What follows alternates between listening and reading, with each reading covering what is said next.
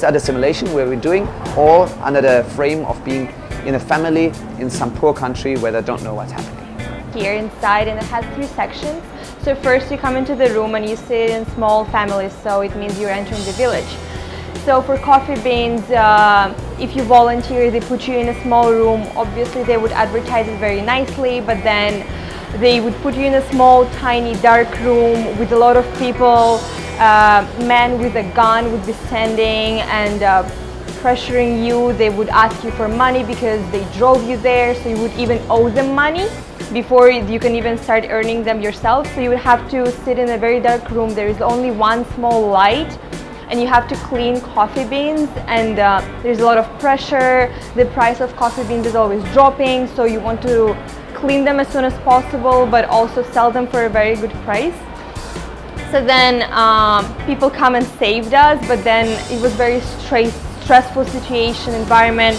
They were trying to sell people to become their wives, and they would pay you money for that, which was bizarre for me. And then so that was that simulation. After that simulation we had a discussion that it is important to raise awareness, and that's the whole point of this simulation in general, to raise awareness among the students, to think globally on the perspectives on the developing countries and how we can help them. I went for the construction. The person said we're going to work in the hotel to build new hotels.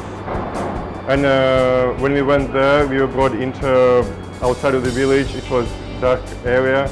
We couldn't see anything, and we heard the sound of the shoutings, and it seemed like we were in some military camp.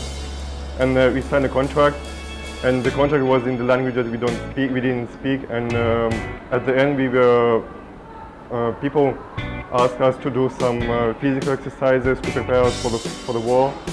So in overall, we felt betrayed and unfairness in the developing countries. So I think this is a good place to understand how the people in developing countries live, and it's a good role in the developing countries and how unfair it is there, and how all countries should unite together to fight against this.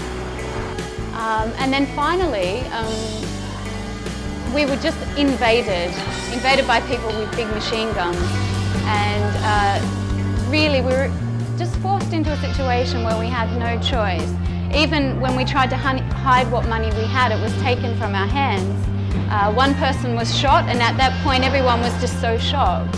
It was almost real, and we were given the option to run away. So I think the majority of us ran away, and we were in this dark room. One lady started talking to us, so we didn't know who she was. She had no identification. She told us that she was working for immigration, and that if we could pay her money, then we'd be able to go through to immigration. So only 2 of us had money, and for me this was quite interesting that those people who had money paid for themselves, and they didn't think so much about their family members, and they immediately went through to the next level, and we were all left there behind going, well, what's going to happen? In immigration we were handed a paper in another language. I think it was Indonesian or Malaysian, I'm not sure. And we were told to fill it in, and when we filled it in wrong, as of course we did, we got yelled at, and so it was a very threatening situation where we were really helpless and confused. So I think for me this is the best first-hand experience that I can have of that kind of situation, really understanding from the perspective of someone who's in the middle of it.